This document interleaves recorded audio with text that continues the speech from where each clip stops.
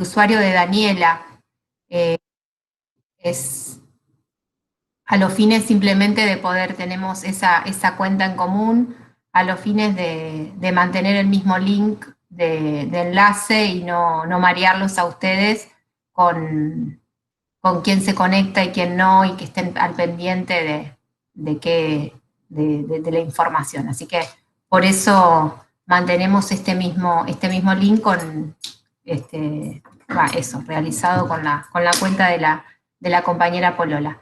Bueno, hoy nos tocaba continuar con Dilthey, con esta, siempre encuadrándolo, ¿no?, en las referencias y en las influencias que va a ejercer sobre el pensamiento boasiano.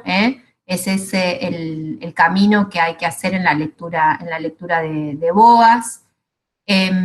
Hoy, mientras repasaba las lecturas y el material de la clase, pensaba que no les había hecho, digamos, quizás esta aclaración que es interesante para tener en cuenta. La materia, de alguna forma, es una materia que podríamos pensarla como circular, más que lineal en términos de que vamos avanzando en los conocimientos o pasando de una unidad a la otra, que en lo formal. De alguna manera es una materia que va y viene sobre los contenidos, como para que se den cuenta qué ejercicio de tematización pueden ir haciendo a lo largo del año, porque a veces, bueno, son cosas que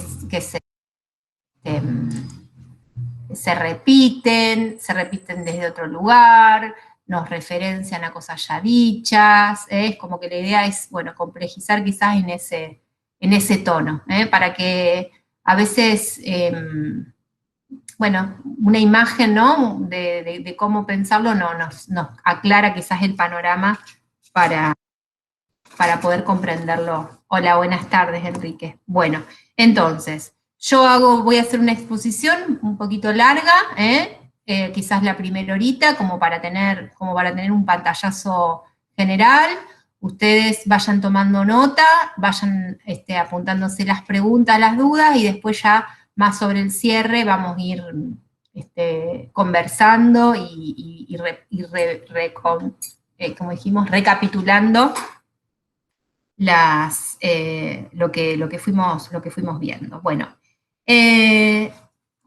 hay ahí algunas cosas que nosotros empezamos a pensar en la clase pasada, ¿no? ¿Se acuerdan que hablamos del problema de la Verstegen, el método de la comprensión, la impronta de la hermenéutica, ahí que tenía que ver justamente con esta comprensión en su propio contexto, algo que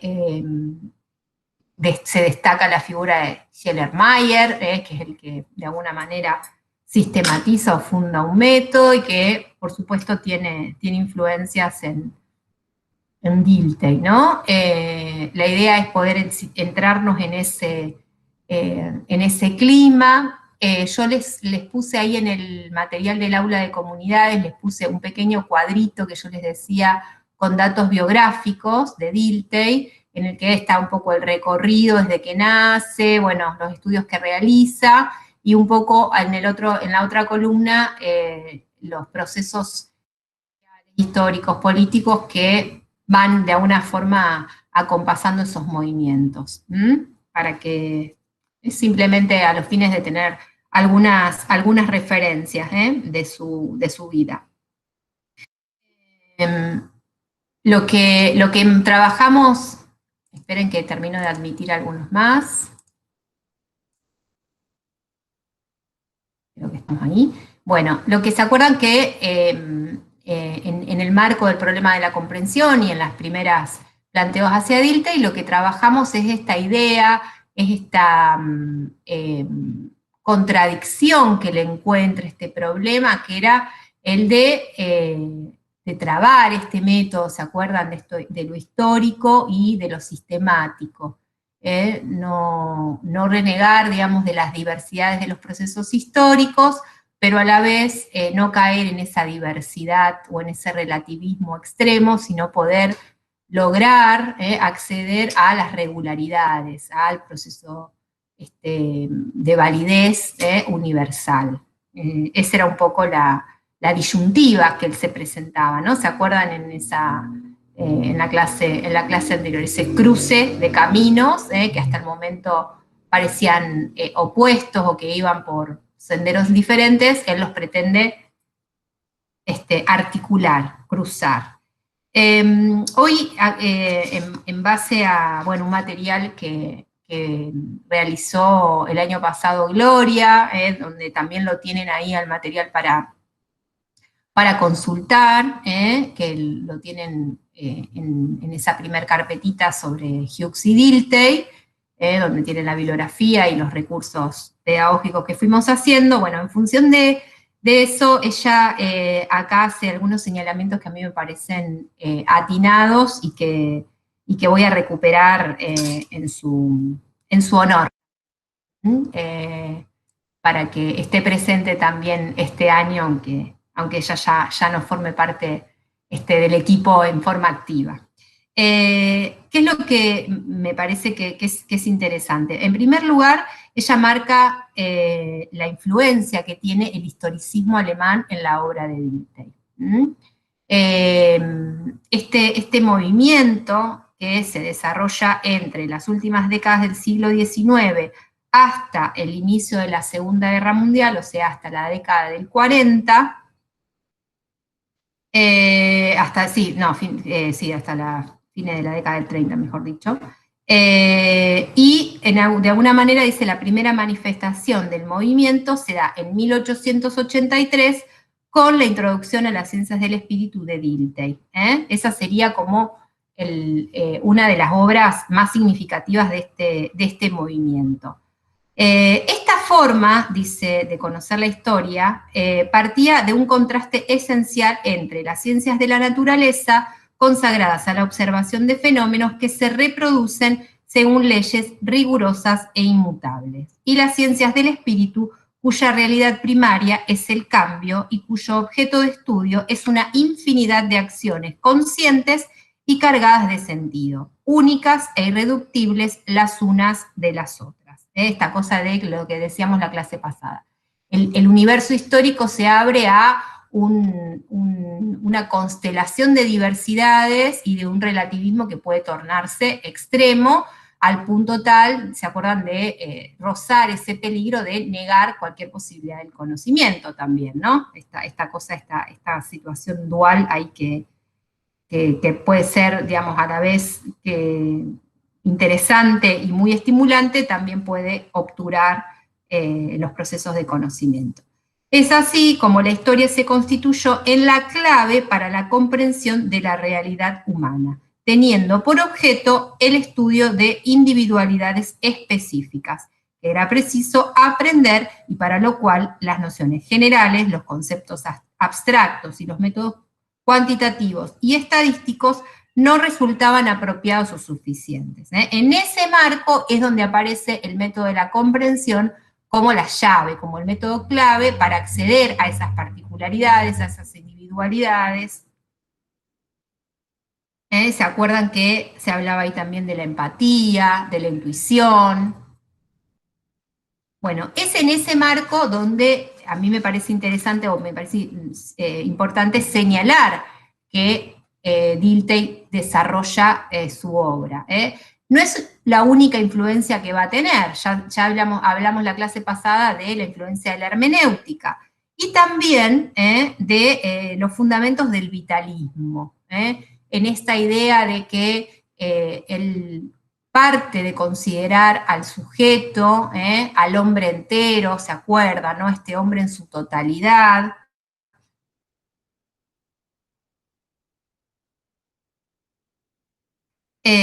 Acá también se dan estas cuestiones. Entonces, entre su digamos, encuadramiento, perdón, ¿no? me agarró calor, en su encuadramiento dentro del historicismo alemán es donde, y la influencia que decíamos del vitalismo, es donde él se propone, ¿no?, encontrar categorías igualmente válidas, igualmente racionales, a las que utilizaban el método de las ciencias naturales. Pensaba que el contenido emotivo de estas ciencias podía abordarse con métodos, que el contenido emotivo de estas ciencias podía abordarse con métodos y estaba convencido de la posibilidad de un conocimiento objetivo también en el ámbito de lo no racional. Ese es un poco el desafío que se propone Dilthey.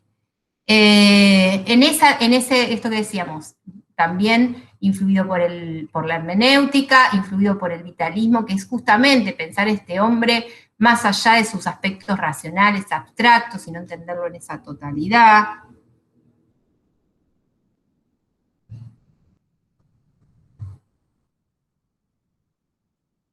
Y esto que mencionábamos también el martes pasado en relación a la idea de toda este planteo en clave de una tarea, como esa actividad siempre abierta, siempre con posibilidades de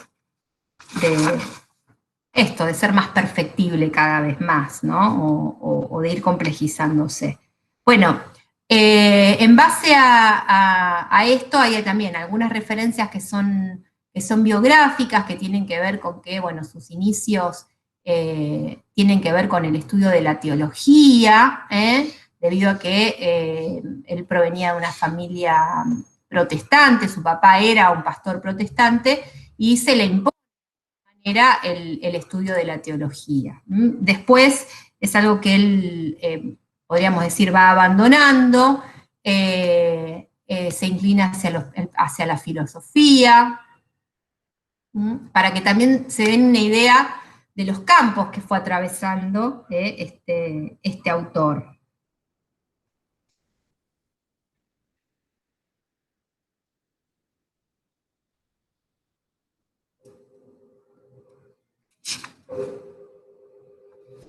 Bueno, teníamos ahí, no me quiero detener demasiado en estas cuestiones, pero lo que a mí me interesa marcarles en este caso es un poco ese amplio espectro de influencias, de lecturas, de tradiciones, del movimiento que también se va dando en esa época. Ahí en el cuadro ustedes van a ver que trabajan muchas universidades, en la Universidad de Berlín, en la Universidad de Kiel, en la Universidad de Basilea, que representan también escenarios geográficos y zonas de lo que es ahora Alemania, bastante diferentes.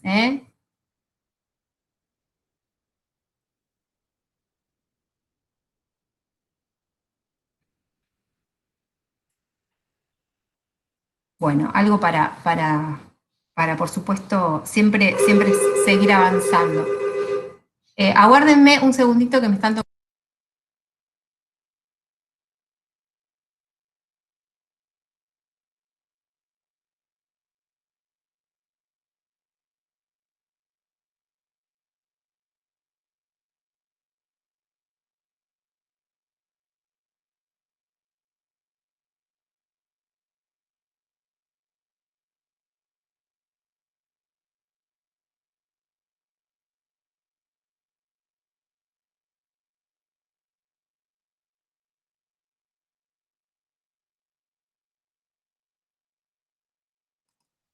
Ahí estamos, perdón. Bueno, entonces, una presentación así muy escasa, muy escueta de este autor que es muy complejo, muy prolífico, pero que a nosotros nos interesa en tanto, decimos, abona a comprender a la antropología norteamericana.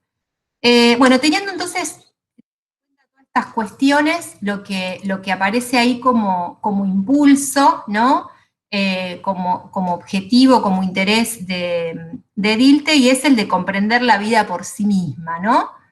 Encuadrado en este historicismo, dice, penetrar cada vez más en el mundo histórico con el propósito de escuchar las palpitaciones de su alma. O sea, no negar toda esta complejidad, todo lo contrario, abrazar, ¿no?, toda esta dimensión. Es en el afán de buscar el acceso a esta realidad, de fundar su validez, es decir, de asegurar el conocimiento objetivo. Si hay algo que se propone Dilthey es, a partir de la fundación de estas ciencias del espíritu, es la de trascender los aspectos metafísicos, trascendentales. Y yo les decía la clase pasada también, completar o transponer esta razón histórica, ¿no?, esta perspectiva kantiana, que aparecía también en los debates filosóficos, esta razón pura de Kant, contraponerla a esta razón histórica. Bien, entonces, poder comprender la vida por sí misma, escuchar las palpitaciones de su alma y asegurar el conocimiento objetivo. En este planteo, en este plano, entonces Dilthey se propone como tarea hacer valer la independencia de las ciencias del espíritu. ¿Qué quiere decir la independencia? Es poder plantear un método distinto al de las ciencias de la naturaleza, o de ciencias naturales.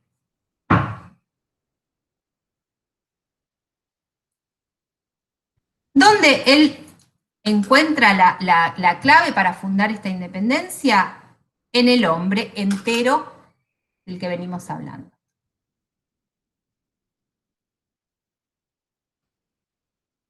En ese hombre entero que actúa, y es fundamentalmente en la idea de experiencia interna.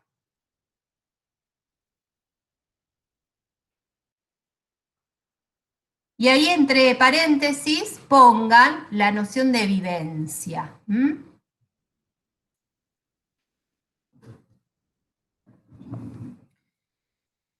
¿Por qué la experiencia interna es la clave para fundar esa independencia? Porque justamente los hechos de los cuales se valdría las ciencias del espíritu no son hechos que el sujeto percibe como externos a él mismo, sino que son dados en la experiencia misma del vivir, en la experiencia interna.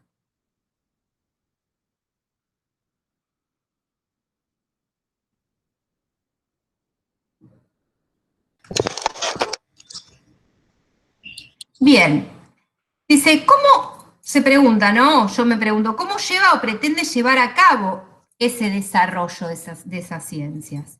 Y ahí volvemos sobre esa idea que planteamos el martes pasado, la de trabar un método histórico con un método sistemático.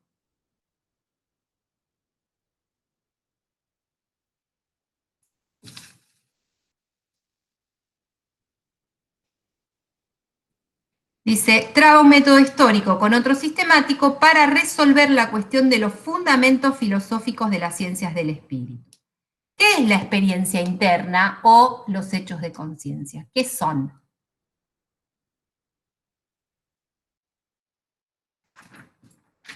Esperen que ahí tenemos un...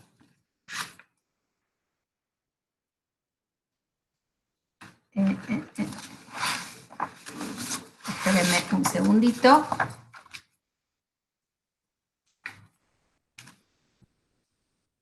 Y ahí aparece el punto de vista gnoseológico. Esto, señálenlo.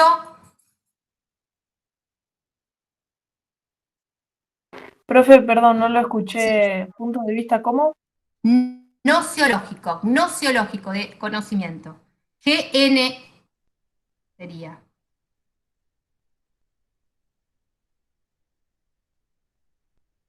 Y ahí lo citamos a Dilthey.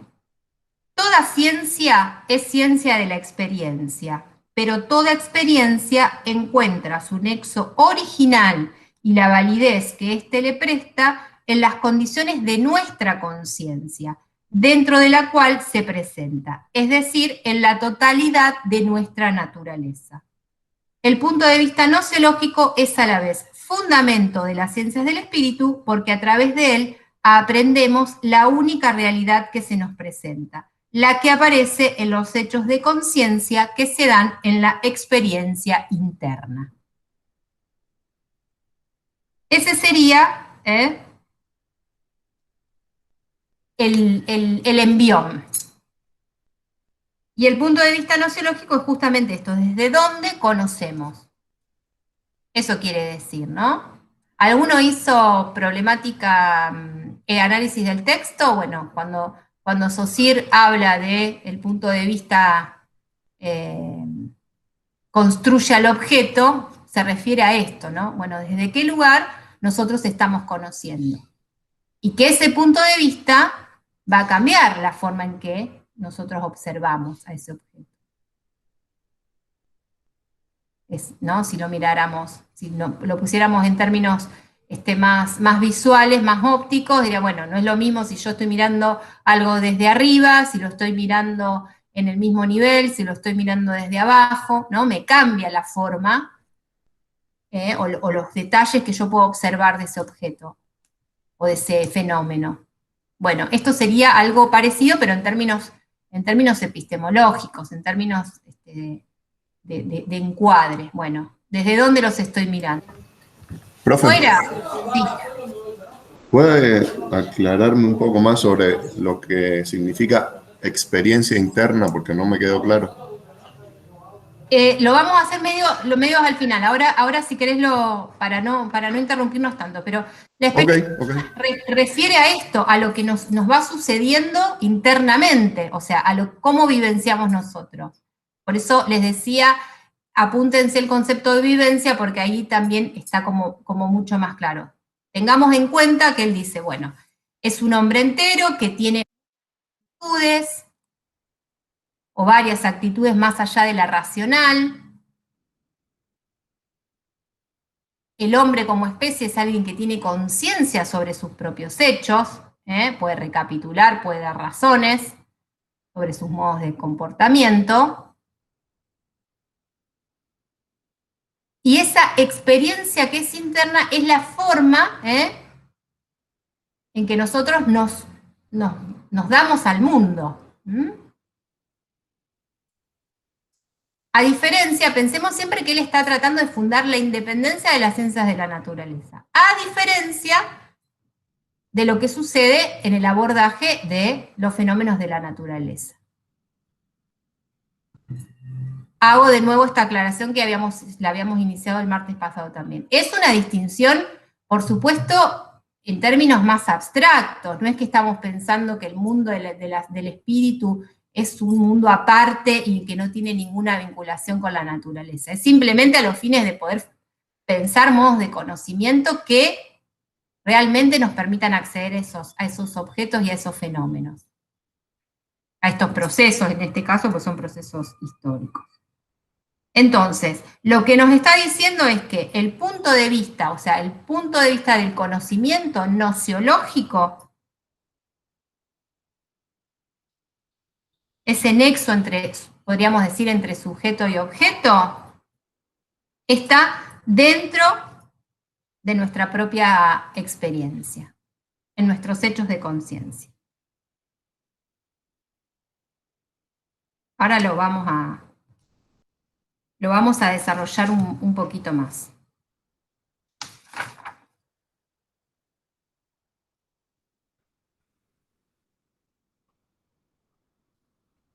El método, entonces, es el reintegro de cada elemento del actual pensamiento abstracto científico a la entera naturaleza humana, tal como nos la muestra la experiencia, el estudio del lenguaje y el de la historia. Y luego busco su conexión.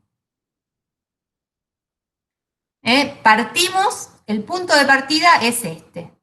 Y después vamos a ir tratando de transponer o de acceder a esas conexiones.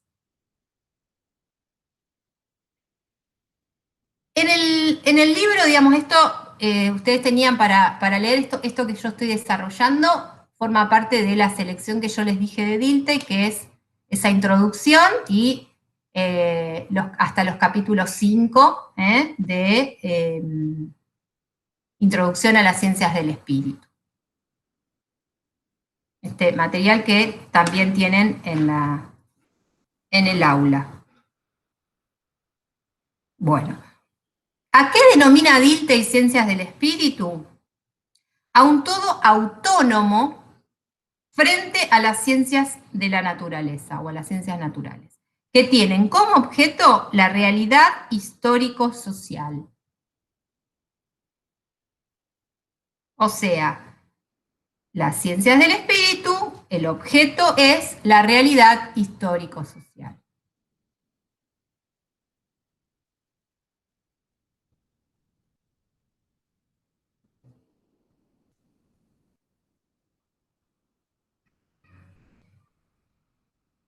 Como dijimos, esta autonomía que él plantea, que él propone para las ciencias del espíritu, se da cuando se verifica de la vivencia total del mundo espiritual en su carácter incomparable con toda la experiencia sensible acerca de la naturaleza. Lo vuelvo a decir porque parece un trabalenguas. Esta autonomía se da cuando se verifica el análisis de la vivencia total del mundo espiritual, en su carácter incomparable con toda la experiencia sensible acerca de la naturaleza. O sea, los hechos materiales y los hechos espirituales son de naturaleza diferente. Por eso son incomparables. Y por eso merecen y necesitan un método particular. Y es por eso que él se propone fundar este método. Que decíamos, ¿no? Que abone y que esté en consonancia con la naturaleza del objeto que voy a estudiar. ¿Se acuerdan que hacíamos la analogía con las herramientas?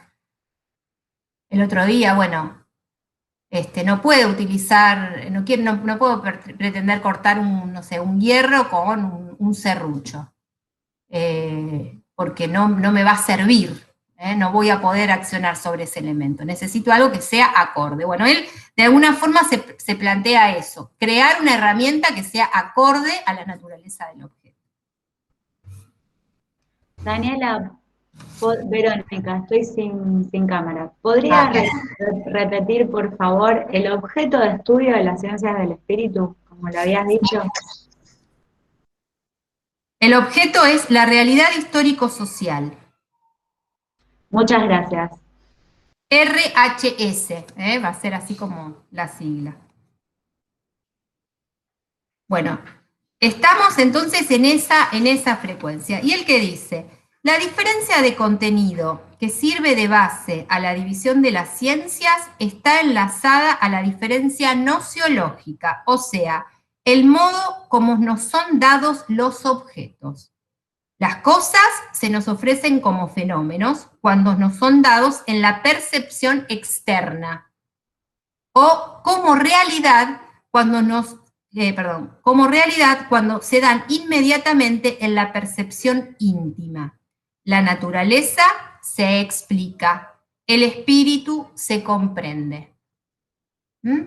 Esa sería la distinción más grande que él encuentra, y por ende es ahí donde él dice, bueno, esto merece un método específico.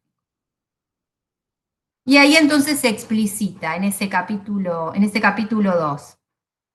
El mundo espiritual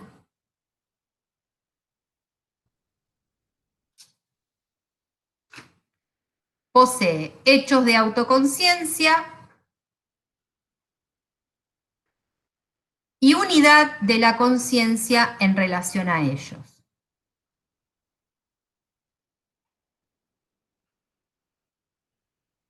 Y el mundo de la naturaleza posee articulación y divisibilidad de la materia y comportamiento mecánico de sus partes.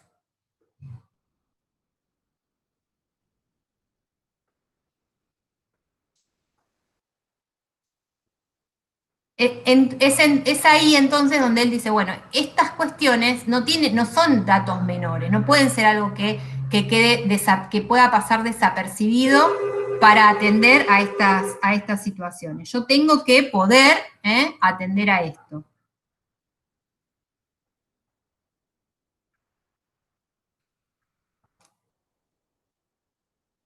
Porque justamente lo que él se propone, voy lento para que ustedes lo puedan ir escribiendo y metabolizando. Porque lo que ustedes también no deben olvidar es que él pretende abordar todo, la naturaleza completa de los fenómenos humanos, de estos hechos espirituales, de estos hechos de conciencia,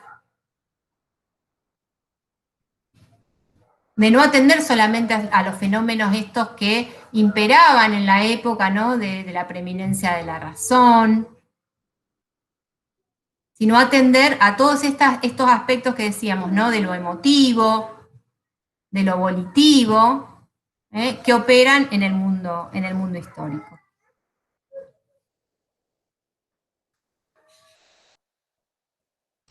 Daniela, otra vez. Soy Laura, aunque... Ay, perdón, que estás como Daniela Polola, es verdad, Sí, sos porque Laura. es el mismo Yo no usuario. es verdad, no asociaba cara con nombre y no. No te da problema. No, Laura, discúlpame, cuando mencionaste justo lo de los objetos externos, que al pasar por la percepción los percibimos justamente como fenómenos, pasan a ser una realidad entonces cuando los comprendemos. O sea, para que pasen al mundo interno, tiene que ser comprendido. Sí, Perfecto. y objetivados.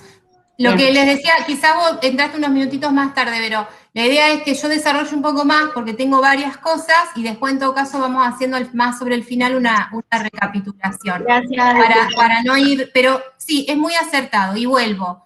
Todo eso termina quedando más claro cuando leen, espero, el texto de la vivencia, porque es ahí donde él de alguna manera va marcando estas cuestiones que tienen que ver con cómo todo eso que es de lo interno puede ser volcado, objetivado, para que se constituyan en un cúmulo, ¿no? de conocimiento plausible de ser sistematizado, en el que podamos encontrar las regularidades y en el que podamos llegar a este conocimiento objetivo, que es el que se propone. Y nuevamente, lo que él se propone, hay un largo trecho a lo que puede llegar a ser Dilthey. Es como que todo esto es un planteo, una propuesta, una tarea, no tiene la misma correspondencia.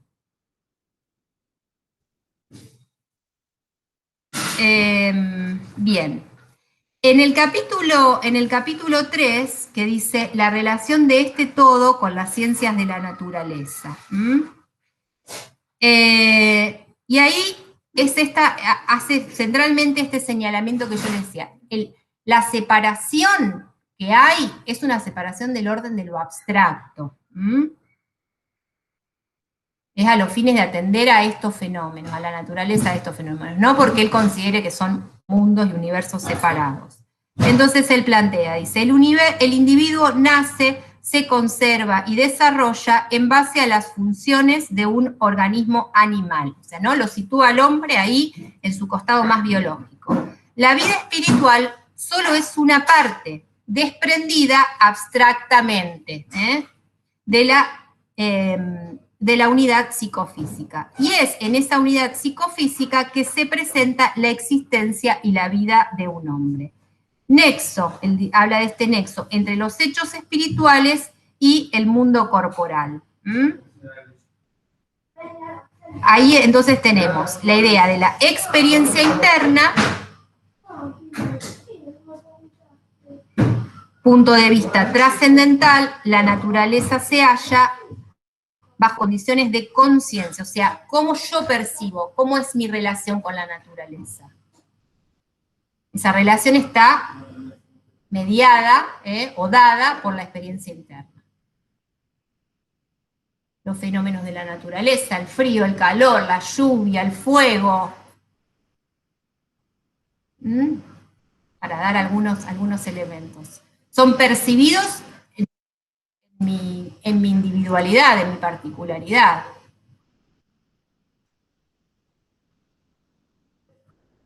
Y la realidad por el otro, ¿no? El espíritu se halla bajo las condiciones de la naturaleza. Es decir, ¿cómo puedo mirar este mundo? ¿A partir de la experiencia interna o a partir de lo dado por fuera? Esas serían las dos posibilidades, los dos puntos de vista. El de la experiencia interna, entonces, es el que se correspondería a las ciencias del espíritu, y el de la realidad, de alguna manera, como hecho empírico objetivo, sería más vinculado al método de las ciencias de la naturaleza. Los límites entre ambas ciencias son relativos. En gran medida, el estudio de las condiciones de la naturaleza forma parte del estudio de los hechos espirituales. Lo vuelvo a repetir si quieren. Los límites entre ambas ciencias son relativos. En gran medida, el estudio de las condiciones de la naturaleza forma la base del estudio de los hechos espirituales. Para que nos quede claro que no es una distinción tajante.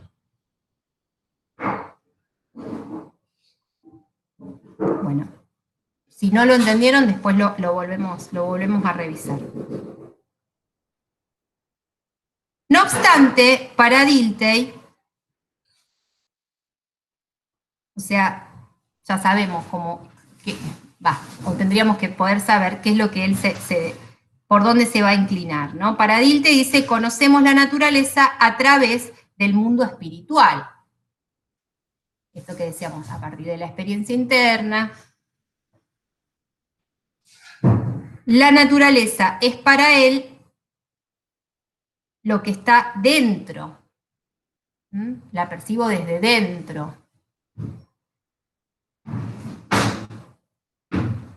O sea, nunca tengo una relación con la naturaleza por fuera de mi propia experiencia, dice. Lo que la naturaleza puede ser en sí misma es totalmente indiferente. Es un poco tajante esa idea de totalmente indiferente, pero para marcar esta noción, fundamentalmente. De que nuestra relación con la naturaleza, con el mundo exterior, es siempre una relación de experiencia interna. Eso es lo que nos quiere decir.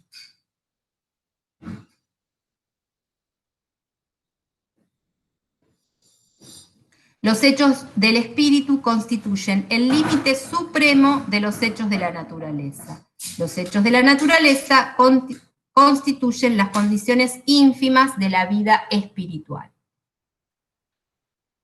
Es decir, si acá tendríamos una balanza, sabríamos a dónde se va a inclinar Dilthey, ¿no? A los hechos espirituales. Es desde ahí donde nosotros conocemos y abordamos y nos relacionamos, en todo caso, con el mundo de la naturaleza. Bueno, mucho no le veo las caras, pero a los que le veo las caras, le veo como cara de medio pavor. Es normal, sépanlo, son las clases más difíciles,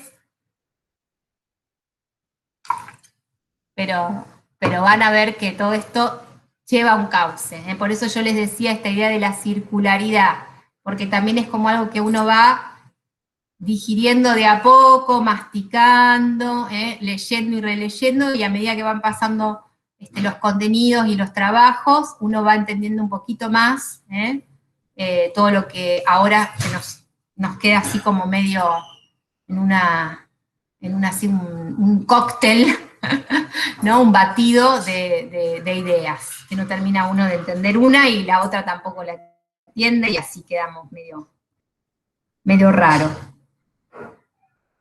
Acá, ¿qué es lo que importa en este sentido? Pensemos en la época en la que está escribiendo, en la que está planteando esto Dilthey, ¿no? Dice, Lo que importa en este caso es que el espíritu pueda contar con la legalidad, o sea, con la regularidad de la naturaleza en sus acciones. Es ahí donde él se dirige,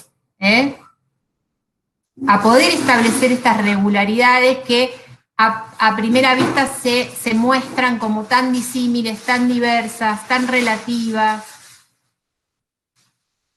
que no tienen, que carecen de una posibilidad de un encuadre. Bueno, es ahí donde él, sin negar, sin romper esas características, las abraza y tiende a buscar un conocimiento de tipo objetivo, racional.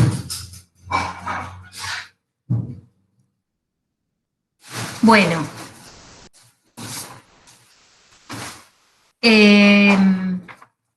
El capítulo 5 plantea el material de las ciencias del espíritu. A ver, ¿me salté alguna? Sí, porque el capítulo...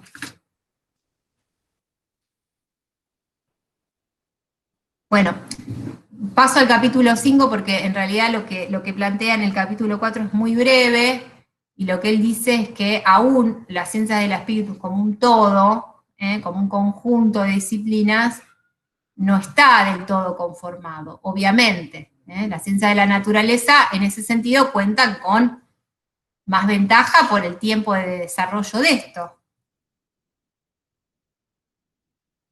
Pero en todo sentido ahí se van a articular. Y después, más adelante, él va a hablar de las dos disciplinas más básicas que podrían fundar este conjunto, que es la antropología y la psicología.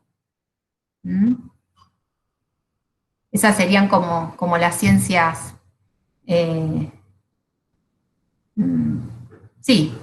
estructurales, ahí los pilares, mejor dicho, para este conjunto de ciencias del espíritu.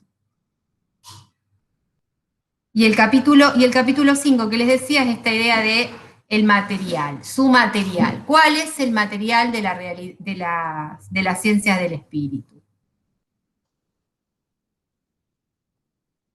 La realidad histórico-social. Esto que decíamos hace un ratito.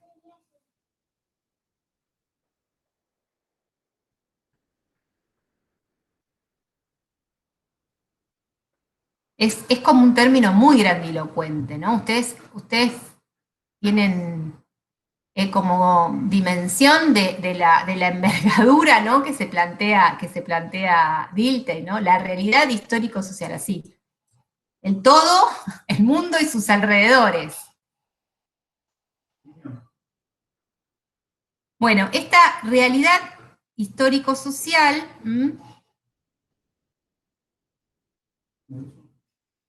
se conserva, dice, como noticia histórica, esto que las generaciones y las sociedades del pasado han ido registrando, lo que se ha conocido, la arqueología, bueno, la historiografía misma, lo que va quedando del pasado, como noticia, como fuente. La que se conserva, dice también, en la conciencia de los hombres,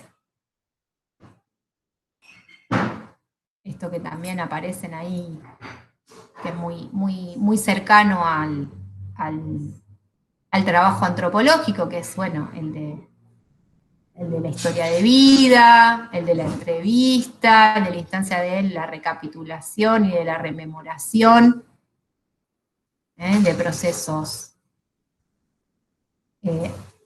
históricos, de situaciones anteriores, de los testimonios, esa palabra quería decir.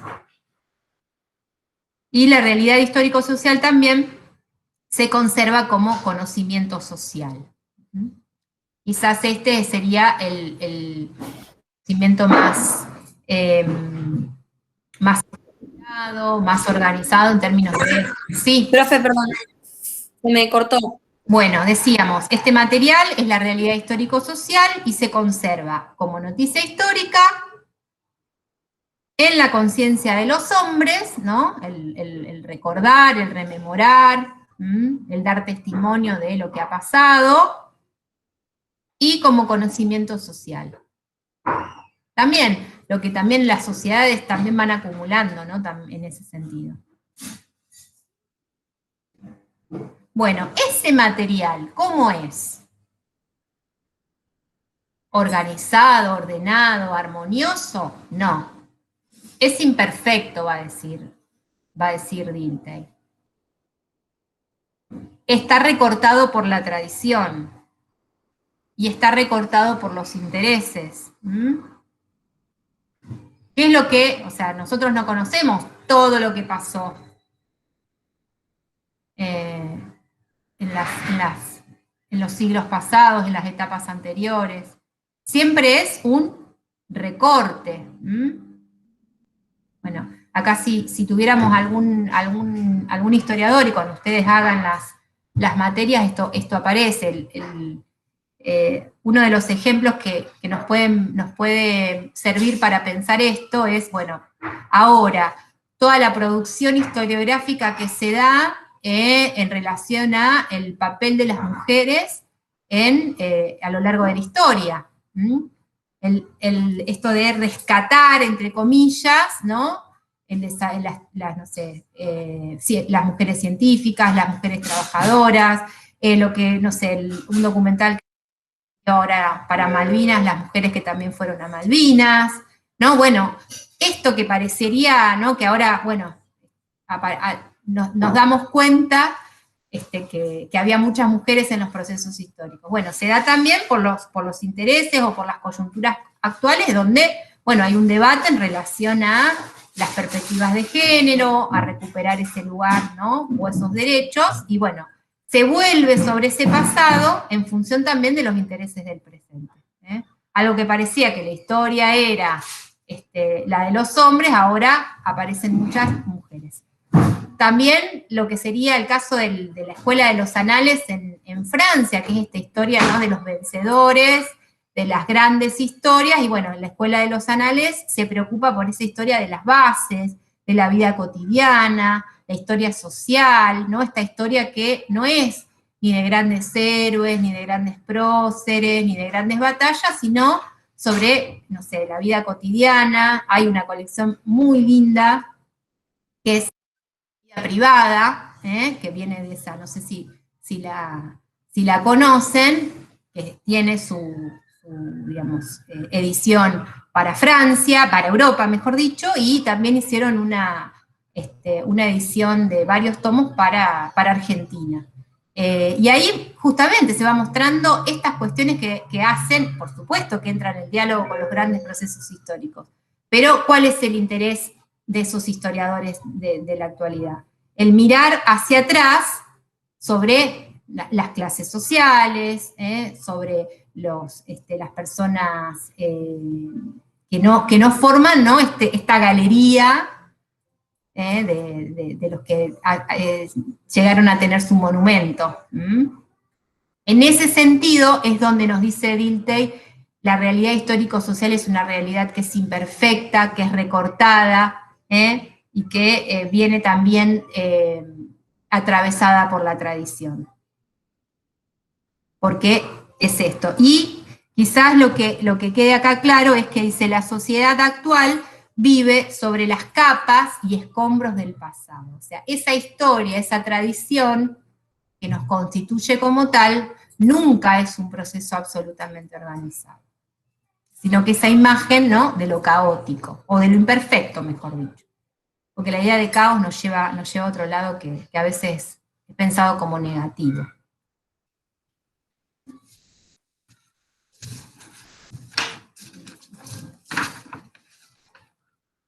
A ver. Siempre me hago lío con los apuntes. No hay forma de que no me pase.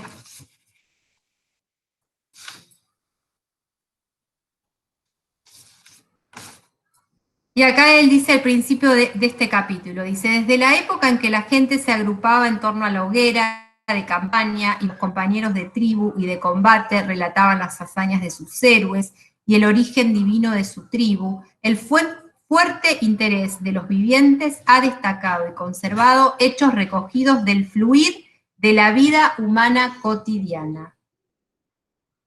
El interés de una época posterior y la coyuntura histórica han decidido qué hechos entre todos ellos habrían de llegar a nosotros.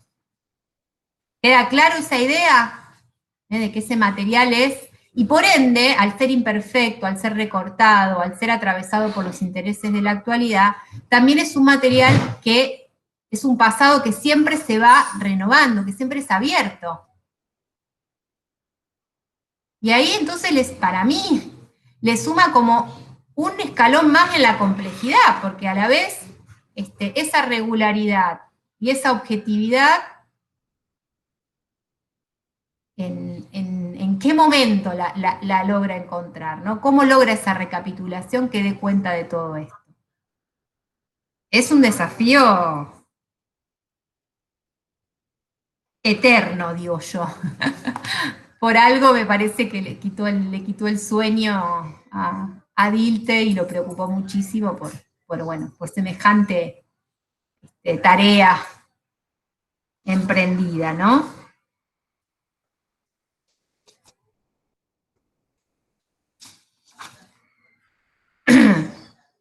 Bueno, ahora vamos a ir volviendo sobre alguna de todas estas cuestiones, pero como para ir cerrando estas nociones. Dice, para Dilthey, el único apoyo firme se halla en la experiencia interna, en los hechos de conciencia. Los hechos psíquicos y psicofísicos constituyen la base de toda teoría o proposición sobre los individuos, los sistemas culturales o la organización de la sociedad. Si toda ciencia es ciencia de la experiencia y esta ha de ser plena, su validez se sustentará en las condiciones de nuestra conciencia, en la que se presenta, más allá de las cuales no cabe remontarse. Ahora se comprende mejor por qué la escuela histórica procedía de modo limitado, estudiaba y utilizaba los fenómenos históricos sin conectarlos con el análisis de los hechos de conciencia. Adolecía de fundamentación al no centrarse en el único saber, en última instancia, seguro. El desarrollo de una ciencia del hombre, la sociedad y la historia ha de dirigirse partiendo de las experiencias de la vida espiritual. La única realidad plena y completa se da en la experiencia interna, ya que los hechos de la conciencia constituyen ese mundo espiritual y son tal y como se nos dan. Tarán. Los dejé mudos. Ahora, digamos, esto es como, bueno, el gran escenario que tenemos en relación a Dilthey. Y acá, esta idea que decimos, vieron que apareció mucho la noción de experiencia interna, de hechos de conciencia. Yo les repetí varias veces que todo esto adquiere como su pleno significado con la noción de vivencia, porque justamente en esa noción, en esa forma de comprender, es donde los hechos que las ciencias del espíritu van a analizar van a ser hechos que no van a estar compartimentalizados, que se van a presentar en la totalidad. Y que van a representar esa totalidad que él quiere mantener de la esencia de las unidades psicofísicas, que decimos son la noción de hombre, la noción de individuo que posee Dilthey. Esa individualidad que es completa, que es compleja. Y acá nuevamente reitero esa concepción de unidad vital psicofísica con esas tres actitudes, decíamos. Volitiva, afectiva y representativa.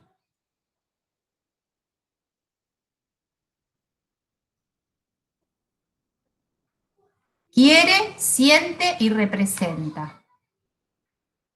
Ya lo digo como si fuera el salmo de la Biblia diltiana.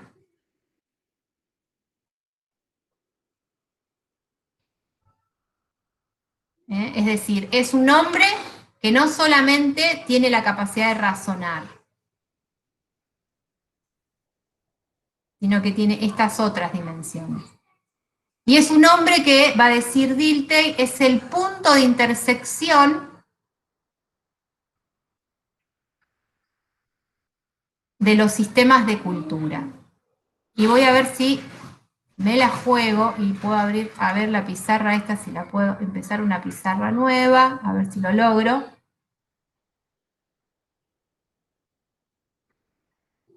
¿Ustedes ven algo? No sé si van a ver. Profe, perdón, dijiste los sistemas de cultura en Punto de intersección de los sistemas de cultura. Genial, anoté eso, gracias. A ver si lo logro. ¿Cómo? Voy a dibujar y lo tengo que compartir con ustedes, pero no es sin bolígrafo. ¿No? Acá tenemos, voy a hacer una cosa. Perdón. Ahí sería el hombre. Parece ¿no? En esta totalidad que decimos. ¿Se ve algo o no? No ven nada ustedes. No, Profe, capaz que tenés que compartir pantalla para que se vea. Claro, agota. A ver si lo... Una pestaña, una ventana. Ahí está. Voy aprendiendo, chicos. Capaz que para fin de año ya estoy... No se rían de mi dibujo, eso sí. Les pido por favor. ¿Y ahora dónde me quedó? Acá. ¿Se ve algo ahí? Sí, se ve. Ahí, muy rudimentario, ¿no? Este hombrecito que decíamos, tiene la actitud de que quiere, siente y representa. Qué difícil que es escribir con esto. Y decimos, es el punto de intersección de los sistemas de cultura porque por él, en su trayectoria vital, en su biografía, está atravesado por la cultura, por el lenguaje, por el arte, por la economía, por el ordenamiento jurídico, el derecho, por las tradiciones.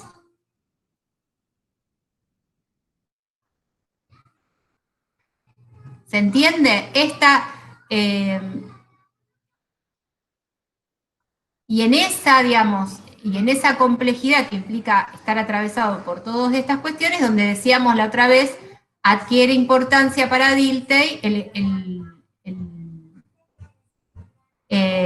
las biografías, no como a veces las entendemos nosotros desde las biografías de los grandes figuras de la historia o del arte, sino más bien justamente en el conocimiento de esa individualidad, dar cuenta de cómo se articulan concretamente, situadamente, para usar un término medio actual, esas articulaciones.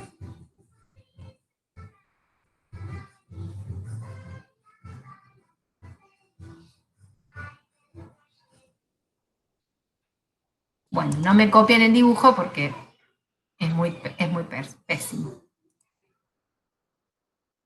Es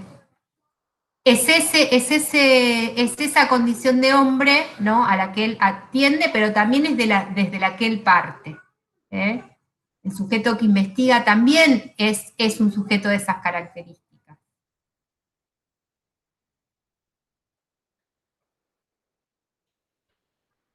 Bien, yo tengo hasta acá de los planteos más generales. Ahora me gustaría que vayamos volviendo sobre nuestros pasos.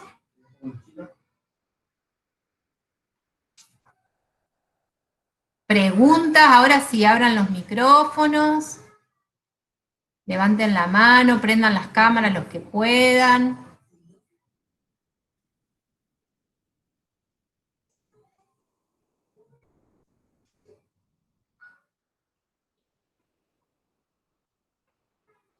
Profe, yo me quedo como una mini duda sobre esto que habías dicho de lo que importa es que el espíritu pueda contar con la regularidad de la naturaleza. No sé si lo escribí mal, pero no entendí mucho esa parte.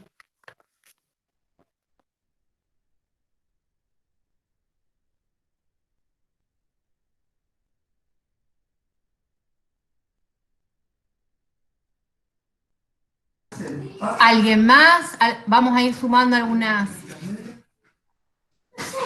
Sí, profe, hola. Yo me anoté una pregunta de la página 8, cuando habla de la uniformidad. A ver si todo nuestro conocimiento se haya limitado al establecimiento de uniformidades en la sucesión y en la coexistencia, con arreglo a las cuales se mantiene en relación según nuestra experiencia. No comprendí mucho eso de las uniformidades en la sucesión y coexistencia.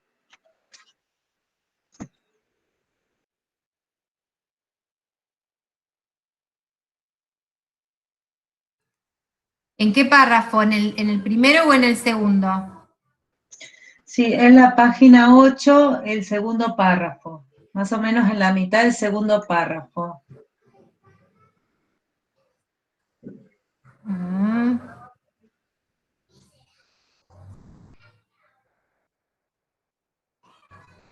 Él está hablando de los límites inmanentes del conocimiento. La imposibilidad de derivar hechos espirituales del orden mecánico de la naturaleza, imposibilidad que se funda en la diversidad de su procedencia, no impide la acomodación de los primeros en el sistema de los últimos. Solo cuando las relaciones entre los hechos del mundo espiritual se muestran incomparables. Esto, con las uniformidades del curso natural,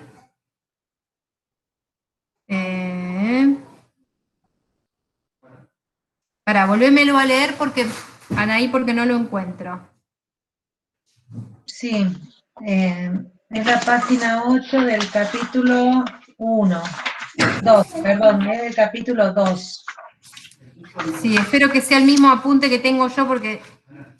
Por eso, dice, así solo por medio de la facticidad de la sensación táctil, está hablando del hecho del conocimiento, ¿no? En la cual experimentamos resistencia, llegamos de las propiedades de lo espacial a la representación de la materia. Es ese párrafo. En una parte dice, por lo tanto, no nos queda sino aceptar los datos de la incomparabilidad con que se nos presentan debido a su procedencia diferente. Su facticidad es para nosotros insondable. Todo nuestro conocimiento se haya limitado al establecimiento de uniformidades en la sucesión y en la coexistencia, con arreglo a las cuales se mantienen en relación según nuestra experiencia. Bien. El párrafo empieza, Laura, dice, permítaseme introducir una distinción. Sí, me parece. Sí. Sí, gracias, Mariana. Acá está. Ahí lo encontré.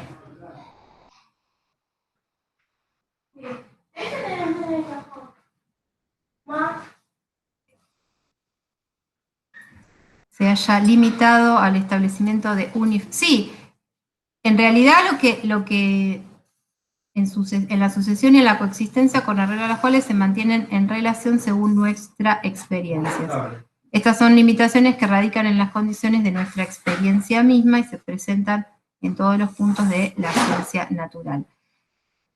Lo que para mí, digamos, les tiene que quedar claro, y la duda, digamos, por eso digo, es una lectura que merece a veces de varias relecturas, pero fundamentalmente porque él se propone llegar a las regularidades. No las desconoce. El tema es que estas regularidades tienen un camino y un trayecto distinto al que podría darse con el método de las ciencias de la naturaleza. Pero la idea es que esa realidad histórico-social, ese material que decíamos que es recortado, que es imperfecto, etcétera, etcétera, una vez analizado, relevado, sistematizado, nos permita acceder a regularidades del mundo histórico. Claro, lo que no entendía era a qué se refiere con regularidad. No entendí cómo esa... no lo entendí. Es algo que en esa diversidad del mundo histórico, pensemos, ¿no? Como que uno así, sin ser un especialista, ¿no? No hay dos situaciones en el mundo histórico que se presenten de la misma forma, ¿no? Esto es algo que, ese es el límite que el historicismo tenía, bueno, dar cuenta de que era un universo, un aspecto muy diverso, que de alguna manera parecía que no podía llegar justamente a tener regularidad, algo que se repita, se reitere. Cuando nosotros hablamos de regularidades, es algo que de alguna forma tiene un sustrato común, aun cuando en sus expresiones sea distinta. A eso se refiere Violeta y Anaí con la idea de regularidades. O sea que eso te permitiría sistematizarlo. Claro, encontrar, pero primero, para sistematizarlo, ¿qué necesitamos? Conocer todo eso, que es una montaña de cosas. Yo entendí que por eso hablaba de las limitaciones, porque justamente uno lo tenía que pasar por la experiencia interna. Sí, no todo, por supuesto. No, por supuesto. También las limitaciones de los propios periodos, o sea, las limitaciones como nacen y mueren también. Entonces también es como un cúmulo grande. Pero, no sé, ustedes piensen en, no sé, el ordenamiento de un archivo, no sé, de un archivo fotográfico, o de algunos elementos, ¿no?, que en el inicio se presentan de forma caótica, se presentan como algo que no tiene, digamos, como una posibilidad de un ordenamiento. Bueno, a partir de conocer, de clasificar por tamaño, por esto, por fecha, por, no sé, por lo que a ustedes se les ocurra, poder encontrar en ese cúmulo, en ese material que se presenta diverso, poder encontrar estas regularidades, poder organizarlo. Y a partir de ahí poder establecer algunas leyes. Pero que esas leyes, a diferencia quizás de la ciencia de la naturaleza, no están dadas de antemano, sino que se construyen y se elaboran a posteriori. Una vez que conozco el material, puedo de alguna forma desarrollar esto. Es el camino de alguna forma más inverso. Por eso él, en otros textos que no creo que vayamos a ver, él dice, bueno, acá las hipótesis no tienen demasiado sentido, porque hay una niebla de hipótesis, porque unos pueden plantear una cosa, los otros otra, o sea, como que el método, la verdad que no se presenta muy válido, muy interesante para este tipo de materiales. ¿Por qué recalco estas cuestiones? Porque es algo que va a aparecer también en Boas. Él, en el cuestionamiento que va a hacer al evolucionismo, este evolucionismo que se plantó sobre grandes esquemas, sobre las supuestas regularidades, sobre la gran escala del desarrollo humano, se mostró débil frente a la evidencia empírica, se mostró débil frente a las precisiones, a atender a esas diversidades. Entonces lo que va a hacer Boas dice, no, primero tenemos que conocer, indagar, también muy enfocado sobre las cuestiones históricas, para después en algún momento, en alguna etapa, a posteriori, poder establecer alguna ley o alguna generalidad. Laura. Sí. Sí, disculpa, ¿qué alcance tienen estas regularidades? Porque, para diferenciarla de las leyes de la naturaleza, que son leyes así universales, esas regularidades se mantenían en un contexto determinado, no son para todos lados lo mismo. No me encuentro la diferencia en la ciencia natural. No, la diferencia es que las ciencias naturales tienden a determinadas leyes o a determinados ordenamientos que forman parte del mundo de la naturaleza.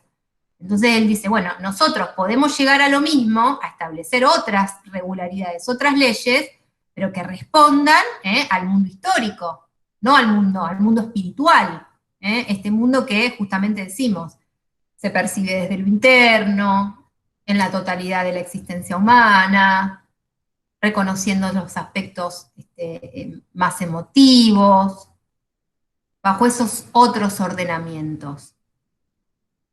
No es que quiere replicar, o sea, simplemente dice, bueno, podemos lograr un método de similares características, pero con nuestras particularidades, atendiendo a esto. Es lo que yo les decía en referencia al señalamiento de Hughes, que él dice, bueno, combatió al positivismo con sus propias armas. ¿Por qué? Porque pretendía fundar un método científico. No era una crítica filosófica, ni metafísica, era, o pretendía ser ciencia. Que aunque en diálogo y todo son, bueno, cuestiones diferentes, encuadres diferentes. Y además, para agregar a esta duda que vos me decías, Ariel, tiene que ver también con que dice, bueno, la ciencia de la naturaleza en general parten de plantear una hipótesis, y esa hipótesis después es falsada, ¿no? Se hacen experimentos para ver si esa hipótesis es verdadera o es falsa, ¿no? Para decirlo así muy básicamente. Acá nosotros no tenemos ese mecanismo, o no es válido, sino que lo que hacemos es una reconstrucción exhaustiva para después ver que de todo ese montón se repite, se reitera, y qué regularidades y qué leyes podemos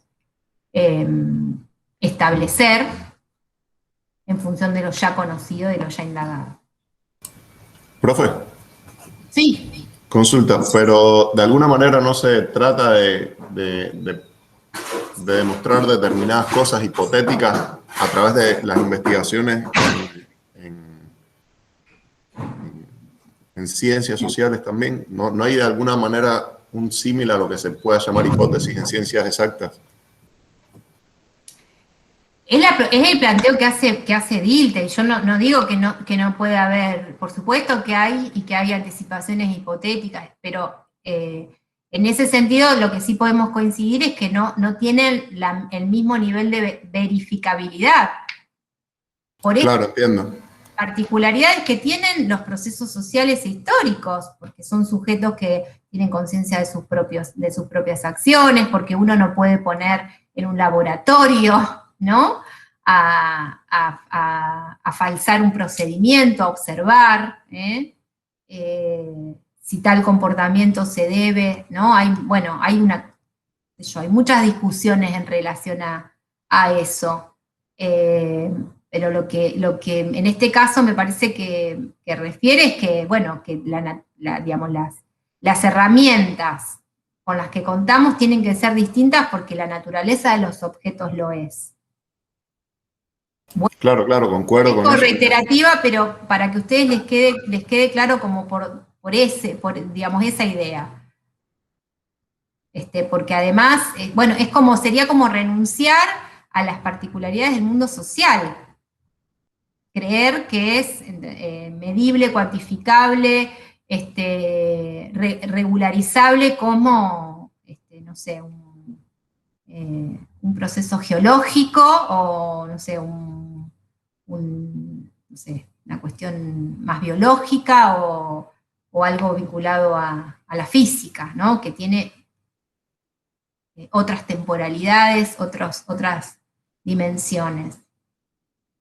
En ese sentido, acá hay mucha más variabilidad, sobre todo porque la variabilidad la dan los sujetos que interpretan diferente, que tienen concepciones diferentes, que tienen conciencia sobre sus propios hechos, y que expresan esas supuestas motivaciones, que esto es algo que ningún otro ser vivo hasta el momento, uno le puede preguntar por qué haces lo que haces.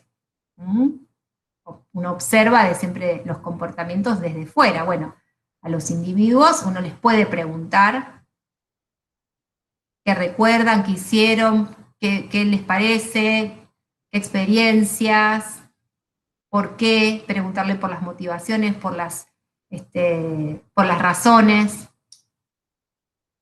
Todo eso merecen, y yo coincido con Dilthey, en que merece un encuadre epistemológico diferente. Y de ahí todo este desarrollo. Nuevamente, ¿lo logra? No. ¿Llegamos a conocer las regularidades? No, nos deja rengo, Dilthey. ¿Llegamos a conocer estas leyes? Lamentablemente no. Pero sí, lo que sí le podemos agradecer es que él marca la necesidad de esta autonomía, de esta independencia, y de que el camino tiene que ser otro. No porque sea malo en sí mismo el método de las ciencias naturales, sino por la naturaleza de sus objetos. Ahí se funda la división. Yo me quedo contenta si a ustedes les queda claro eso. Si pueden comprender esa situación, ya me voy contenta.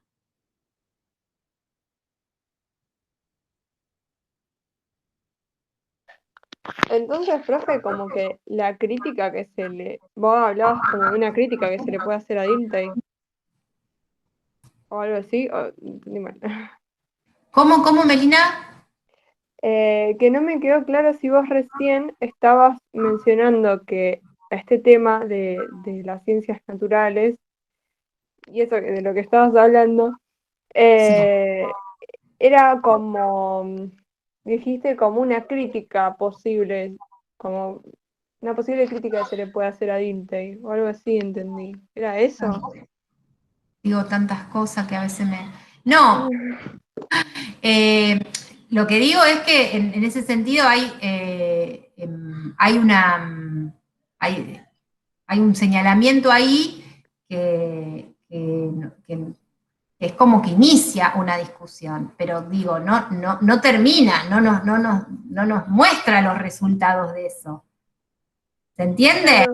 O sea, hay plantea independencia, plantea un método, nos promete el paraíso con las regularidades y las leyes, y nunca llegamos a ese paraíso de conocer esas regularidades, porque él no llega, porque su tarea, porque muere antes de lograrlo, digamos, y porque es una tarea enorme.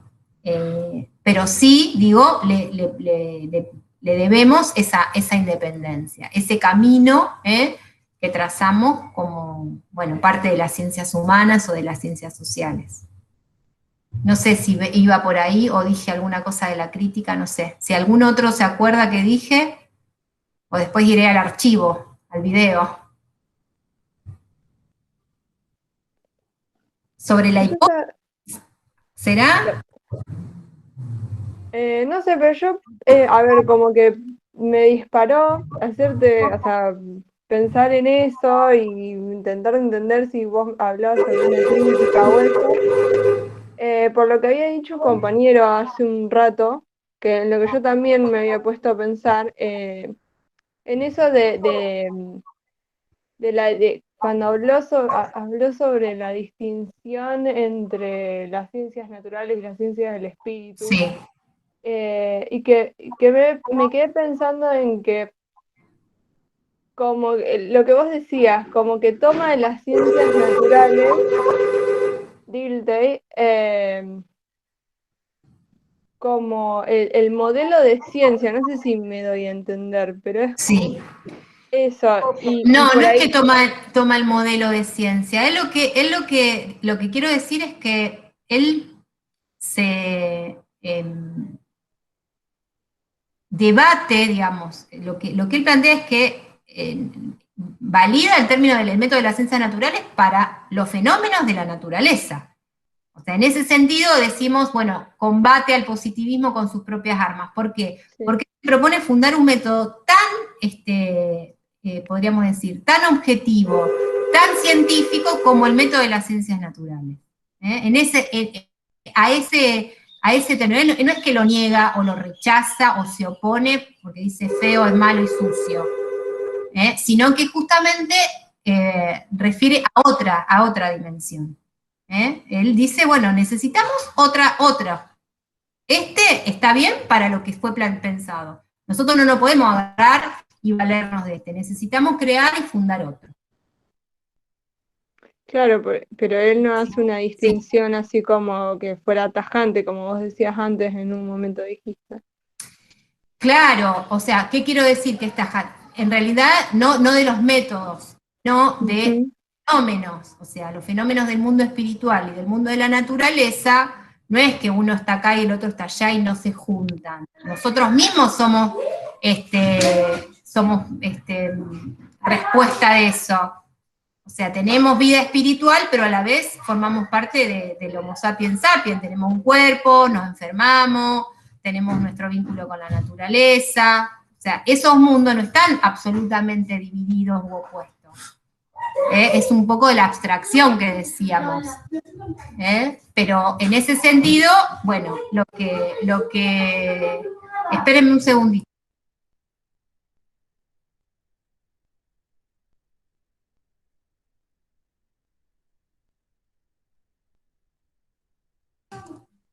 Ahí están mis hijas jugando, por eso. Bueno, la idea es eso, ¿no?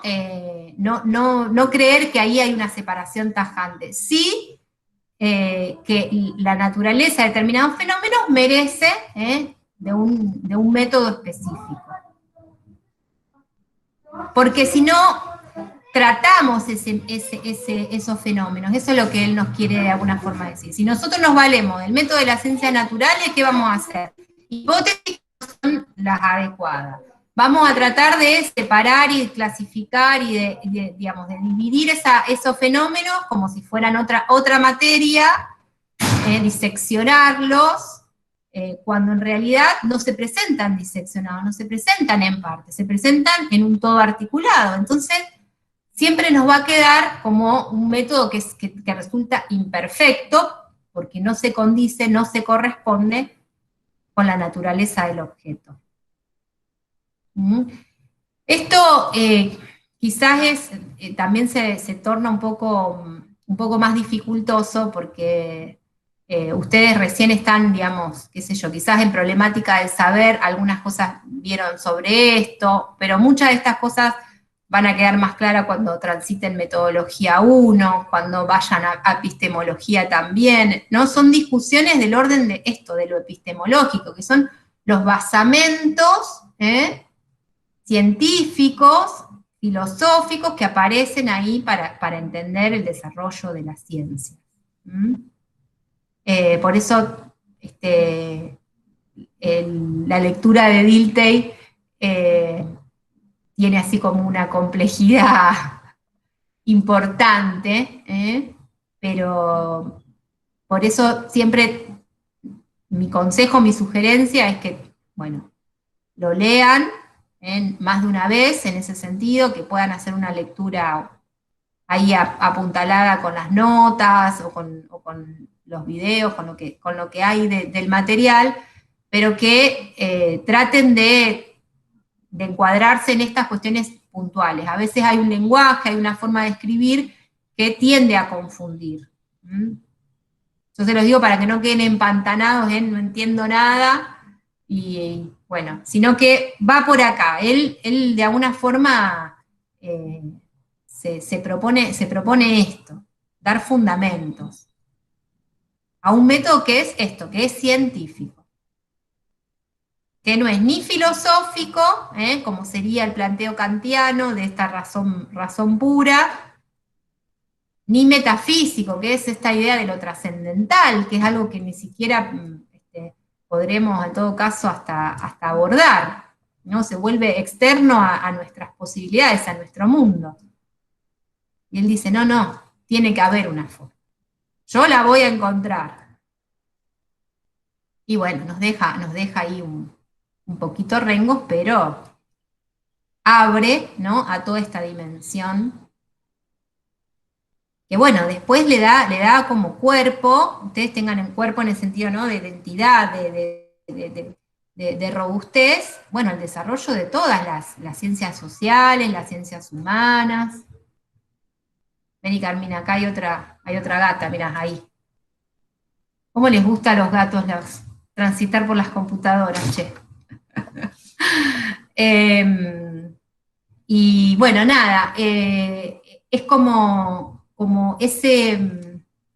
esa apertura de alguna forma que hace Dilthey. Bueno, basta. Bájate.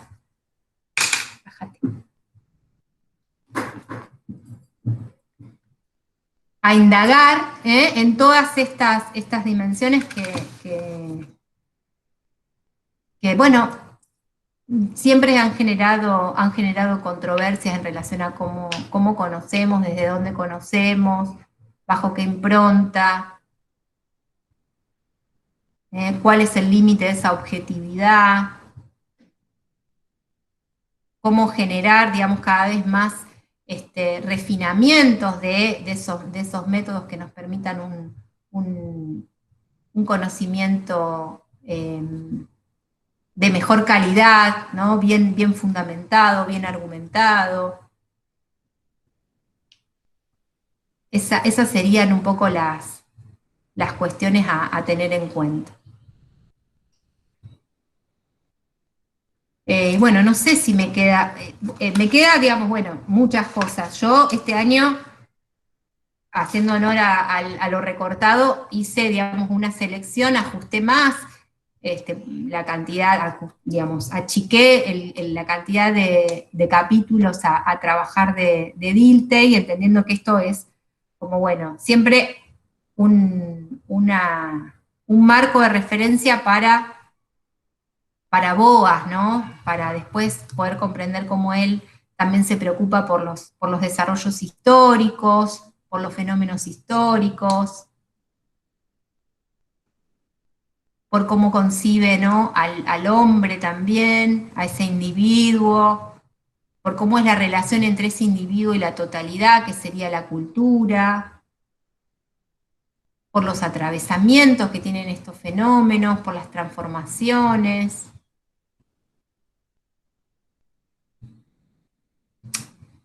Desde ya por su también confluencia, ¿no?, en la tradición alemana. Pensemos que ambos son alemanes, que Boas, si bien funda la antropología norteamericana, es alguien que nace, que se forma en Alemania, familia, no sé si esto se los conté, pero bueno, de familia judío liberal, bueno, que también lee a Kant, que también, bueno, se nutre, ¿no?, de toda esta segunda naturaleza, como dice Hughes, ¿no?, del pensamiento alemán. Y en ese sentido yo les digo que es una circularidad, porque esto nos va a retroalimentar un poco después cuando veamos. Pero bueno, yo en breve les voy a colgar el programa de la materia, que si tienen el del 2020, ojalá no hubiese existido el 2020, pero bueno, existió lamentablemente. Mi sugerencia es que vayan tomando nota ahí de los puntos que aparecen en la primera unidad, ahí sobre Dilthey, sobre el clima intelectual, y vayan haciendo ahí un pequeño fichajecito de esos ítems. Y si hay algo después de la lectura y de la relectura que no les termina de quedar claro, vamos a tener una instancia de consulta. Ay, Dios. Sí, ahí está, no sé qué está buscando. Bueno, al respecto, y ahí esperamos un ratito a que ingresen las compañeras de la biblioteca, para los que empezaron, se sumaron un poquito más tarde. Ahora, al cierre de la clase, ahora menos cuarto, por ahí se van a sumar las compañeras de la biblioteca de la escuela, para contarles un poco la propuesta que tienen para acercarles material, o algunas lecturas que necesiten o que puedan hacer, como para, bueno, mantener el vínculo con la biblioteca de la escuela. No sé si están haciendo las metodológicas, alguna instancia, les va a venir bien esa ayuda. Y bueno, están obviamente sin atención porque no se puede ingresar a la facultad, así que nos vamos a enterar. A mí solamente me pidieron unos minutitos, pero no me contaron nada en relación a la propuesta, así que me voy a enterar con todos ustedes. Pero bueno, antes de que ellas empiecen, a los fines de organizarnos para la clase que viene, no vamos a tener un encuentro sincrónico, van a tener que leer el texto de la vivencia, que ya está cargado, y van a revisar también un pequeño video que yo realicé el año pasado,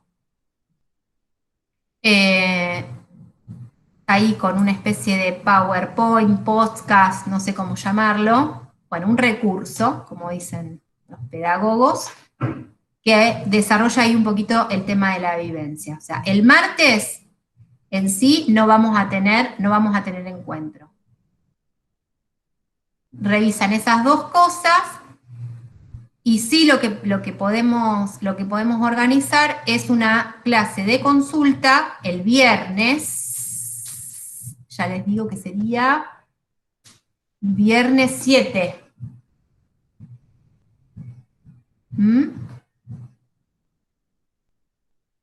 Viernes 7, puede ser a la mañana. ¿Cómo vienen de horarios a la mañana? A eso de las 9:30, 10. No tenemos clase a la mañana, creo. Quizá No tienen. alguna de idioma, pero creo que no tenemos clases ahora. Bueno, no sería, aclaro, no sería obligatoria la consulta, simplemente es como no vamos a tener el encuentro del martes, la idea es, en todo caso, sacarnos las dudas de lo que nosotros les dejamos como material y como lectura del martes 4, si no me equivoco, martes 4. Igualmente, después de eso lo pongo ahí en los avisos de la escuela, del foro. Y hablando de martes 4, aprovechamos, hay una feliz coincidencia, que a las 5 de la tarde está la clase inaugural del año lectivo de 2021, que el año pasado, obviamente, por toda la situación de convulsión y de trastocamiento, no la pudimos armar, no la pudimos organizar. Pero este año, en el marco de otras actividades del Departamento de Arqueología, vamos a contar ahí con la presencia de un referente de la antropología, de la arqueología latinoamericana. Es una transmisión, yo se los publiqué ahí en los avisos, hoy se los publiqué en el foro, que no sé si les va a llegar mañana, porque tiene como un poquito de demora, no es automático, y si siguen la página de la escuela también está ahí, así que ya que el martes no hay clases sincrónicas y se pueden conectar, es siempre, muy, muy interesante. Y es como unas licencias que nos damos, ¿no? Para escuchar así a referentes de la disciplina, o trabaja investigadores así interesantes para escuchar. Igual va a quedar en el YouTube de la escuela, en el de la facultad, pero lo pueden, si lo quieren ver sincrónico, lo van a poder ver. Pero bueno, entonces, el martes 4 no hay clases, y fijamos una consulta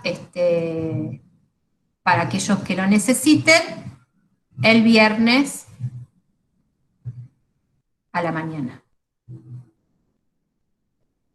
Si quieren, se los pongo a las 10 para los que son más dormilones, o tienen la suerte de poder dormir un poquito más.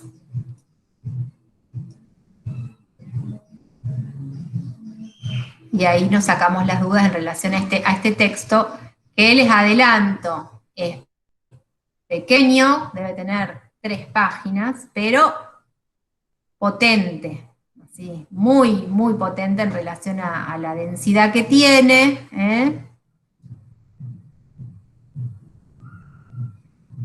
Y a veces a cierto nivel de abstracción que hace que se complique un poquito. Bueno, somos un montón.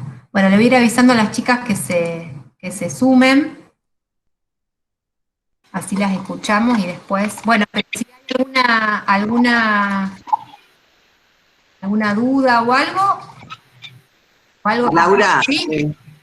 hay algo que no tiene nada que ver, Dale. pero es siempre mi duda. Yo figuro como desconocida en el listado. No sé cómo solucionar eso, y digo, si ustedes toman asistencia por acá, desconocida soy yo, no sé cómo solucionar eso. Y tendrías que tener ahí tendrías que tener algunos puntitos que te permitan cambiar el nombre, la etiqueta, alguna opción. No encuentro la manera. ¿Y vos por dónde ingresás? ¿Tenés alguna, qué cuenta? Pongo digamos, el código de la reunión e ingreso siempre. Ingresás. Pero me pasan las otras materias también. Y me dicen, bueno, a ver, desconocida, date a conocer, me dijeron ya. Perdón, compañera, ¿lo hace desde el teléfono o de una computadora? ¿Cómo? ¿Te conectás desde el teléfono o de una computadora? Lo hacía desde un teléfono hasta la última clase y hoy lo estoy haciendo desde una notebook y me pasa lo mismo. Deberías cargar, ¿tenés cargado el mensaje de tu usuario de Google en la computadora? Claro, eso es lo que te iba a decir. Te toma automáticamente, el dispositivo te toma automáticamente el usuario que tenés de Google, porque emite desde Google. Y sí, lo tengo. ¿Vos tenés un correo Gmail? Eso es lo que te quiere preguntar Guillermo. Ah, me parece que lo hice por Hotmail. Ahí está, por eso te parece desconocida. Ah, bueno, conectate la próxima por Gmail y vas a ver que te va a aparecer la fotito o el iconito que vos tengas y cuando prendas la cámara vas a aparecer vos. Ah, perfecto. Bueno. Ahí creo que se sumó, no la veo. Ahí está, Virginia. Ahí están las compañeras. Paren que no las veo, chiquis. Hola, ¿qué tal? Buenas tardes. Hola, Irene. Bueno, no sé si tenés la cámara prendida, pero yo no te veo en lo particular. Pero bueno, mi conexión puede ser mala. No, sí se ve. Ah, listo, bárbaro. Ahí está, ahí te veo. Hola. Y Virginia no la veo. Virginia acá está también. ¿Está bien? Hola. Hola, Vir, ¿cómo están? Bien, todo bien. ¿Ustedes? Bien, bien acá. Expectantes para que nos cuenten a ver cuál es la propuesta de la biblioteca, porque yo también quiero saber. Bueno, nosotras somos Virginia e Irene, yo soy Irene y mi compañera Virginia. Primero queríamos agradecerle a Laura por prestarnos este espacio.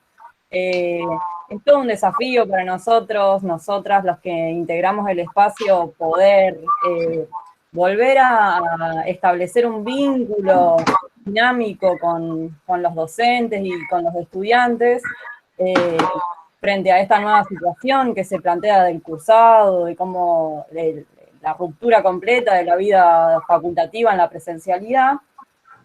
El año pasado nosotros nos encontró, obviamente como a todos, de sopetón esta situación y en este nuevo año nuestra idea es volver a recuperar el vínculo que siempre hemos tenido desde el espacio de la biblioteca con quienes integran la vida de la facultad.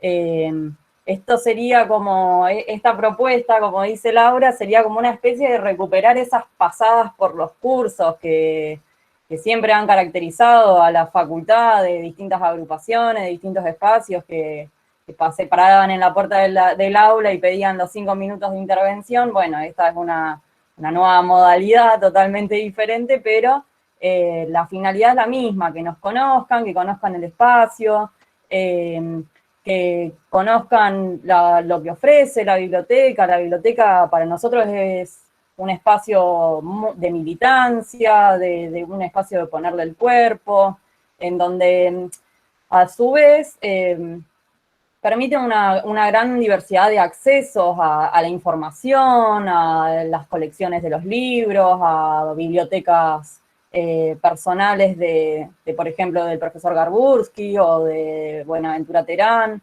del Tape Gómez. También tenemos tesis, trabajos de metodología 3. Es un espacio que ofrece una gran diversidad de información, también de cursos, de becas, de lo que ocurre en otras facultades, lo que ocurre en el ámbito académico en general.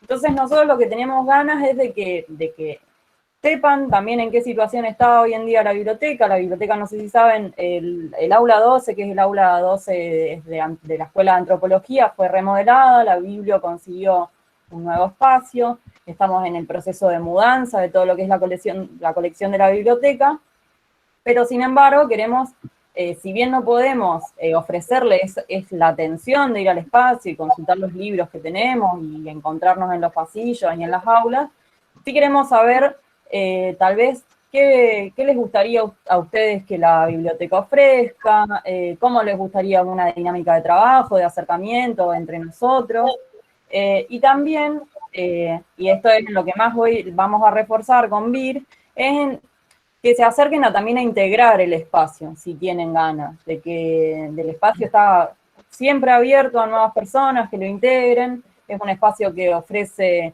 la posibilidad de tener de saber cómo es la dinámica de un concurso para tener un cargo de ad honorem, de ayudante de segunda.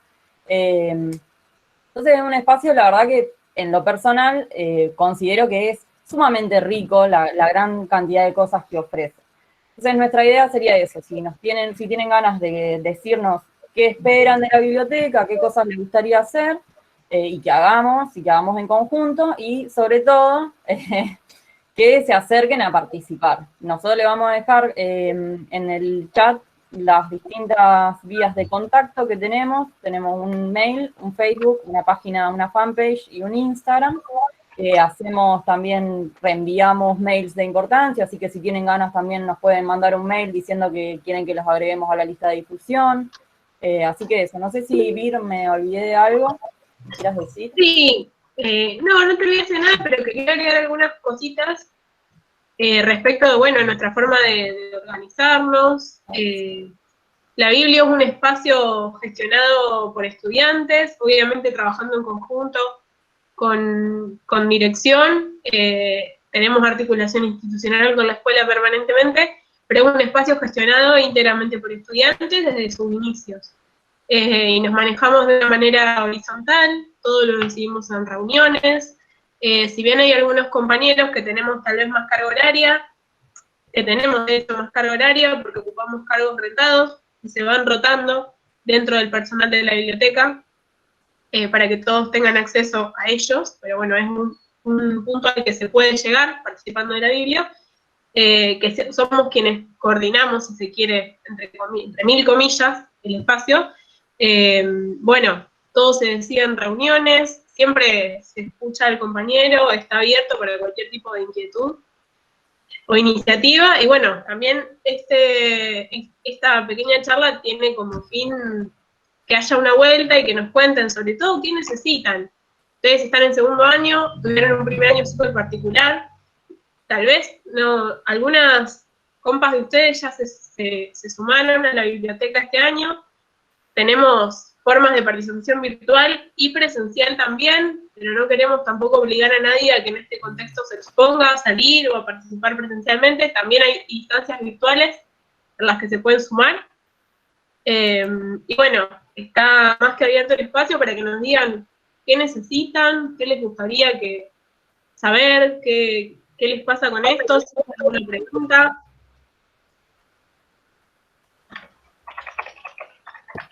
Sin vergüenza, ¿eh? Les estoy escribiendo en las redes en el chat.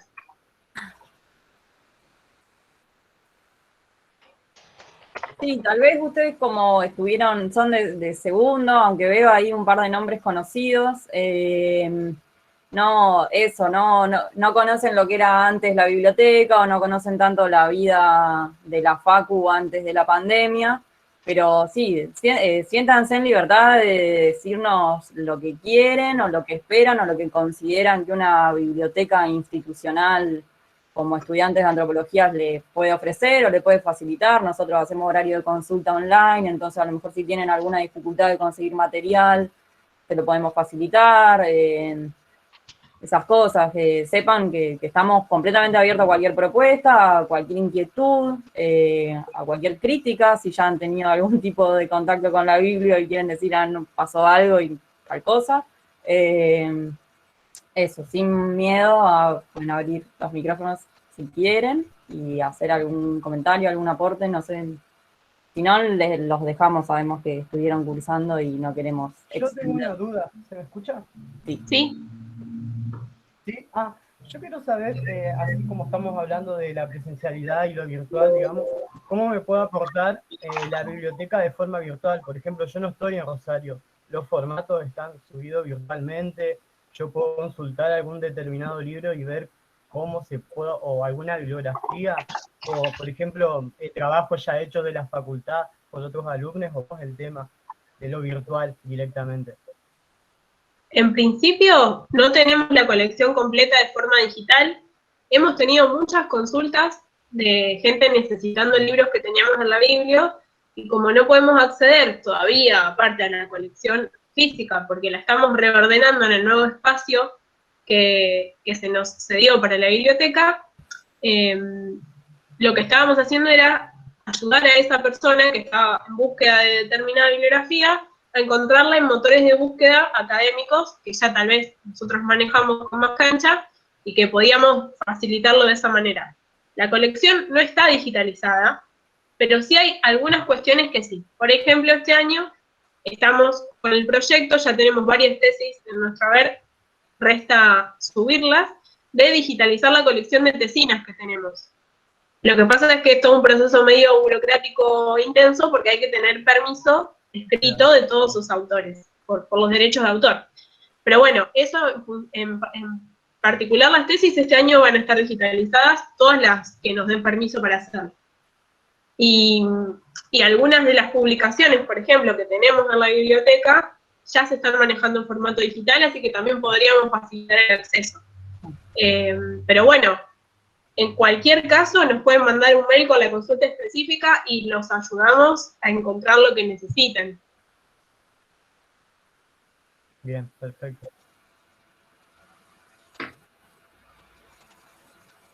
Ahí Enrique había preguntado eso, creo que ya respondí la pregunta de Enrique. Disculpad, yo soy Enrique. No te llegué a escuchar. ¿Hay alguna web, además de las redes sociales, donde se pueda obtener eso?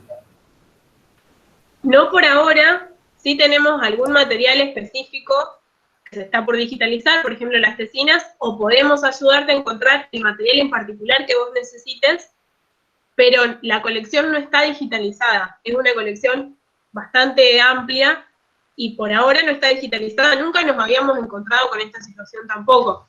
Entonces, bueno, no está todo en internet, pero sí podemos ayudarte a encontrar lo que puntualmente vos necesites.